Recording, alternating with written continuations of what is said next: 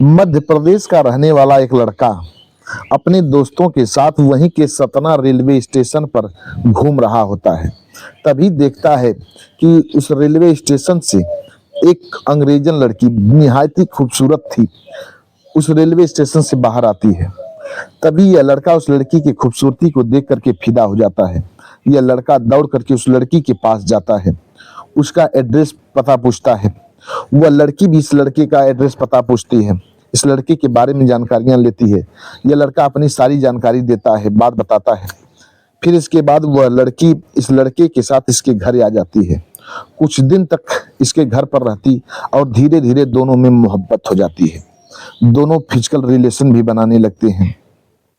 कुछ दिन तक वह लड़की यहीं रहती है, फिर इस लड़के से शादी का वादा करके अपने वतन चली जाती है। कुछ दिन तक अपने वतन में रहती है, फिर इसके बाद एक रोज इस लड़के के घर आ जाती है। अब यह लड़का अपने घर पर नहीं होता है, यह लड़का मुंबई में एक जॉब करने के लिए चला गया था, पिज्जा डिलीवरी का काम करने के लिए। इधर घर पर उसका चाचा रहता है, लड़के का चाचा रहता है। वह लड़की जब आती है इसके चाचा से पूछती कि वह कहाँ गया, तब उसका चाचा बताता है कि वह मुंबई जॉब कर रहा है, चलो मैं तुमको उससे मिलवा देता हूँ। वह लड़की तैयार हो जाती है। अब उस लड़के का चाचा उस अंग्रेजन लड़की को लेकर के मुंबई जाता है और वहीं एक कोठा होता है, कोठा पर उस लड़की को बेच देता है। बेचने के बाद अपने घर चला आया। एक रोज की बात है, वह लड़का जो मुंबई में जॉब करने के लिए गया था वह पिज्जा डिलीवरी करने के लिए उसी कोठे पर पहुंच जाता है। जब उस लड़की को देखता है अवाक रह जाता है। फिर इसके बाद जो हुआ कहानी में आप सबको बताएंगे, बड़ी इंटरेस्टिंग कहानी है। आप लोग इस कहानी को प्रेम से सुनिएगा, हमें उम्मीद है कि आप लोग इस कहानी को पसंद करेंगे। नमस्कार, प्रणाम। हम अजीत यादव और शेरा भाई, हमारे इस चैनल में आप सबका बहुत बहुत स्वागत है। अगर आप लोग हमारे इस चैनल को सब्सक्राइब नहीं किए हो तो आप सबसे एक ही रिक्वेस्ट है कि आप लोग हमारे चैनल को सब्सक्राइब करो, लाइक करें और कमेंट करो। अब कहानी विस्तार से। यह कहानी शुरू होती है मध्य प्रदेश से। यहीं के रहने वाले एक व्यक्ति जिनका नाम राजनाथ होता है। राजनाथ की पत्नी का नाम सिराजी देवी होता है। इन दोनों दंपत्ति के बीच में इकलौता बेटा होता है जिसका नाम बड़े प्यार से लोग संजीव कुमार रखते हैं। संजीव कुमार का एक चाचा होता है, उसका नाम लालचंद होता है। सभी लोग बड़े हंसी खुशी से अपना समय बिता रहे थे। इधर जो संजीव के पिता राजनाथ थे, एक किराना की दुकान पर मुनीबी का काम किया करते थे। लेखा जोखा का काम होता है मुनीबी में, वही काम किया करते। उसी से पूरा परिवार का खर्च चलाते थे। जो आमदनी होती थी उसी से परिवार का खर्च चलता था। धीरे धीरे कुछ दिन व्यतीत होता है। इधर संजीव अपनी पढ़ाई एक प्राइवेट स्कूल में कर रहा होता है। कुछ दिन व्यतीत होता है, संजीव मास्टर की डिग्रियां ले लेता है। मास्टर डिग्रियां लेने के बाद एक रोज की बात है, संजीव अपने दोस्तों के साथ वहीं के सतना रेलवे स्टेशन पर टहल रहा होता है, घूम रहा होता है, एंजॉय कर रहा था। तभी देखता है कि उसी रेलवे स्टेशन से एक खूबसूरत अंग्रेजन लड़की बाहर आती है। निहायत ही खूबसूरत लड़की थी वह। उस लड़की की खूबसूरती को जब यह संजीव देखता है आकर्षित हो जाता है, उसके खूबसूरती को देख करके मोहित हो जाता है। अब दौड़ करके यह संजीव उस लड़की के पास जाता है। उस लड़की का नाम रोजी होता है। रोजी के पास जाता है और उससे उसका एड्रेस पता पूछता, उसके बारे में जानकारियां ले रहा था। वह लड़की अपनी पूरी जानकारी देती है।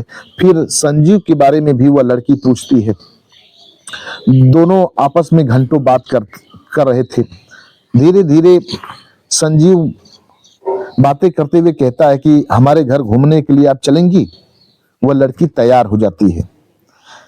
वह लड़की संजीव के साथ घूमने के लिए संजीव के घर आ जाती है। रोजी संजीव अपने घर पर उस लड़की को ठहरा देता है। वह लड़की यहीं रहने लगती है। करीब करीब 1 महीने तक वह लड़की संजीव के घर रहती है। संजीव के घर रहते हुए संजीव अपने इलाके के हर टेम्पल को दिखाता, हर पवित्र स्थलों को दिखाता। वह लड़की जहां जहां इच्छा करती, जहां जहां कहती, वहां वहां उस लड़की को संजीव घुमाने फिराने लेकर के जाता। वह लड़की काफी इंप्रेस होती है संजीव से। अब धीरे धीरे संजीव से वह लड़की मोहब्बत करने लगती है। वह लड़की संजीव से फिजिकल रिलेशन भी बनाने लगती है। दोनों काफी हद तक प्यार करने लगते हैं। अब वह लड़की संजीव से शादी का वादा भी कर देती है। शादी का वादा करने के बाद कुछ दिन तक और रहती है। फिर जब उसका वीजा खत्म हो जाता है तब वह लड़की रोजी संजीव से कहती है, अब मैं अपने वतन जाना चाहती हूँ, फिर मैं वहां जाऊंगी, वहां कुछ दिन बिताऊंगी, फिर मैं यहाँ चली आऊंगी और यहाँ आकर के तुमसे शादी करूंगी। इधर वह लड़की संजीव से विदा लेती है। विदा लेने के बाद अपने वतन चली जाती है। एक रोज की बात है, संजीव के माता पिता एक साथ एक 4 व्हीलर गाड़ी बुक करते हैं और वहीं के एक माना जाना टेम्पल होता है, उसी टेम्पल में घूमने के लिए जाते हैं। अचानक कार की 4 व्हीलर की रफ्तार तेज होती है और संतुलन बिगड़ जाता है। 4 व्हीलर कार पलट जाती है। उसी में संजीव के माता पिता की मौत हो जाती है। जब माता पिता की मौत हो जाती है तब संजीव अपने चाचा लालचंद के साथ अपने माता पिता की अंत्येष्टि संस्कार करता है। अंत्येष्टि संस्कार करने के बाद 13वीं संस्कार करता। 13वीं संस्कार करने के बाद घर पर रहने लगता है अपने चाचा के साथ। धीरे धीरे कुछ दिन व्यतीत होता है। उसका चाचा भी अब जहां उसके पिताजी जॉब करते थे जिस दुकान पर, उसके चाचा अब उस दुकान पर जॉब करने लगते हैं। अब सारी जिम्मेदारी घर की उसके चाचा उठाने लगते हैं। फिर एक रोज की बात है, संजीव अपने चाचा से कहता है कि चाचा अब मैं भी कमाना चाहता हूँ। हमने मास्टर्स की डिग्रियां ले रखी हैं पर कोई अच्छा जॉब नहीं मिल रहा है कि कहीं किसी स्कूल में किसी कॉलेज में पढ़ाऊं। हमारी भी इच्छा हो रही कि अब मैं मुंबई जाऊं और वहीं कोई जॉब करूं। अपने कुछ दोस्तों के साथ संजीव अपने चाचा से आज्ञा लेकर के मुंबई चला जाता है। मुंबई जाने के बाद एक पिज्जा डिलीवरी का काम उसको मिल जाता है। वह लड़का संजीव पिज्जा डिलीवरी का काम करने लगता और एक रूम लेकर के किराए का रूम वहीं रहने लगता और पिज्जा डिलीवरी करता। उस कंपनी के थ्रू जहां उसको पिज्जा डिलीवरी का ऑर्डर आता फोन से, वहां वो लड़का चला जाता। काफी अच्छा पैसा कमा रहा था पिज्जा डिलीवरी में। पैसा घर पर भेजता, चाचा पैसा पाता, खूब खुश रहते सभी लोग। अब एक रोज की बात है, वह जो अंग्रेजन लड़की रोजी थी अपने वतन गई हुई थी। अब वह संजीव से शादी करने के उद्देश्य से संजीव के घर आ जाती है। जब संजीव के घर आती है तो घर पर संजीव नहीं होता है, वह तो मुंबई चला गया था। घर पर उसके चाचा थे। अब उसके चाचा से वह लड़की रोजी पूछती है कि संजीव कहाँ गया। तब उसके चाचा सोचते हैं कि यह अंग्रेजन लड़की है, यह शादी करने के लिए आई है संजीव से, पहले वादा करके गई थी। उसके संजीव के चाचा को इस बात की जानकारी थी। वो सोचते हैं यह लड़की अगर इससे शादी कर लेगी, हो न हो संजीव को अपने साथ अपने वतन लेकर के चली जाए, संजीव वहीं का रह जाएगा। हमें जो पैसा कमा कर दे रहा है अब वह नहीं देगा। नीयत खराब हो जाती है संजीव के चाचा की। संजीव के चाचा कहते हैं लालचंद की बेटी संजीव मुंबई कमाने के लिए गया है, चलो मैं तुमको उससे मिलवा देता हूँ। वह लड़की जब इतना बात सुनती है कहती है ठीक है अंकल, चलो मैं चलती हूँ। अब लालचंद के साथ वह रोजी मुंबई के लिए रवाना होती है। ट्रेन के जरिए संजीव का चाचा लालचंद रोजी को लेकर के मुंबई जाते हैं। मुंबई जाने के बाद एक कोठे पर लेकर के उस लड़की को जाते हैं। उस लड़की को 5 लाख रुपए में गंगूबाई के कोठे पर बेच देते हैं। गंगूबाई के हाथों बेच देते हैं। उस कोठे की मालकिन गंगूबाई होती है। 5 लाख रुपया लेकर के लालचंद अपने घर चलाता है। उसको कह दिया था कि संजीव यहीं आएगा तुमसे मिलने के लिए, और उस लालचंद अपने घर चला आया। वो लड़की समझ नहीं पाती कि यह जगह कौन सी है, यहाँ होता क्या है। वो वहीं रहने लगती है। धीरे धीरे एक दिन का समय बीत जाता है। अब जो गंगूबाई थी उस लड़की को वेश्यावृत्ति करने के लिए फोर्स करने लगती है। वह लड़की कुछ समझ नहीं पाती है रोजी कि यहाँ क्या हो रहा है, यह क्या मुझसे कह रही है। तभी वहां उस कोठे पर जो पढ़ी लिखी लड़कियां होती हैं उस कोठे की जानकारी देती हैं, उस कोठे के बारे में रोजी से बताती हैं कि यह कोठा है, ये गंगूबाई कोठे की मालकिन है, यहाँ वेश्यावृत्ति होता है, यहाँ जिस्मानी धंधा होता है, यहाँ संजीव के चाचा तुम्हें 5 लाख रुपए में बेच गए हैं, तुम्हें भी अब वेश्यावृत्ति करना होगा। जब इतनी बात वह रोजी सुनती है उसके आंखों में आंसू आ जाते हैं, वह रोने लगती है। अंग्रेजी में बार बार अफसोस जाहिर करती कि संजीव का चाचा हमें धोखा दे दिया। तभी जो पढ़ी लिखी लड़कियां थी उसको सांत्वना देती हैं, कहती हैं अब आपको यहाँ से छूट नहीं मिल पाएगी, अब तुम गंगूबाई के चंगुल में फंस गई हो, अब तुम्हें यह धंधा करना ही होगा। वो लड़की रोती है, रो रही थी, पड़ी सो करके रो रही थी। तभी उसी कोठे की एक लड़की जिसका नाम चंपा होता है वह पिज्जा ऑर्डर करती है, मोबाइल से पिज्जा ऑर्डर करती है। तभी जिस पिज्जा का कंपनी होती है वहां ऑर्डर जाता है और उस ऑर्डर जो पिज्जा का ऑर्डर होता है डिलीवरी करने के लिए संजीव को दिया जाता है कि इस पिज्जा को इस पते पर ले जाओ, पहुंचा दो। अब उस पिज्जा को लेकर के संजीव उसी कोठे पर आता है जिस कोठे पर वह रोजी थी।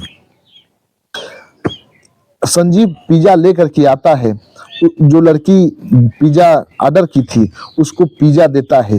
पिज्जा देने के बाद जब वही पैसा लेकर के सोचता है कि अब मैं चलूं, तभी उसकी नजर पड़ जाती है रोजी पर। रोजी पर जब उसकी नजर पड़ जाती है, देखता है तो उसे लगा कि यह रोजी है। रोजी की भी नजर पड़ जाती है संजीव पर। संजीव को जब देखती है रोजी दौड़ करके आती है, संजीव के अखबार से लिपट जाती है और संजीव से रो रो करके कहती है कि मैं तुमसे मिलने के लिए तुम्हारे घर गई थी, तुम्हारे चाचा ने कहा कि चलो मैं संजीव से मिलवा देता हूँ, हमें यहाँ लेकर के आए, 5 लाख रुपए में बेच गए। जब इतनी बात संजीव सुनता है उसके होश उड़ जाते हैं, क्रोध में अंगार हो जाता है। रोजी को सांत्वना देता है और सांत्वना देने के बाद फोन से अपने चाचा से बात करता है। उसका चाचा बताने में आनाकानी करता है, वह संजीव अपने चाचा को बड़ी गालियां देता है। फिर इसके बाद संजीव फोन कट कर देता है, अपने कंपनी के मालिक को फोन लगाता है और मालिक को फोन लगाने के बाद सारी बात बताता है। जब सारी बात बताता है तब कंपनी का मालिक तुरंत 5 लाख रुपए लेकर के उस कोठे पर आ जाता है और वो 5 लाख रुपए तुरंत गंगूबाई को देता है और उस रोजी को रिहा करवा लेता है, छुड़वा लेता है। फिर रोजी को साथ लेकर के आता है। वहीं की कोर्ट में रोजी और संजीव दोनों शादी करते हैं। शादी करने के बाद अब संजीव अपने घर नहीं जाता है, अब संजीव वहीं एक फ्लैट लेता है और रोजी के साथ रहने लगता है। अपने घर एक रोज जाता है, अपनी सारी संपत्ति को बेच देता है। सारी संपत्ति बेचने के बाद अब मुंबई रहने लगता है और अपने चाचा के पास कभी नहीं जाता है। रोजी के साथ संजीव हंसी खुशी से रहने लगता है। बस आज की कहानी इतने तक। कहानी कैसी लगी आप लोग कमेंट बॉक्स में बताइएगा। हमें उम्मीद है कि आप लोग पसंद करेंगे।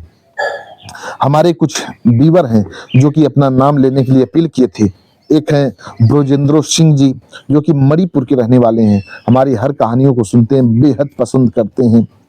एक हैं डॉक्टर राकेश सैनी जी जो कि बिजनौर के रहने वाले हैं, हमारी हर कहानियों को सुनते हैं, पसंद करते हैं।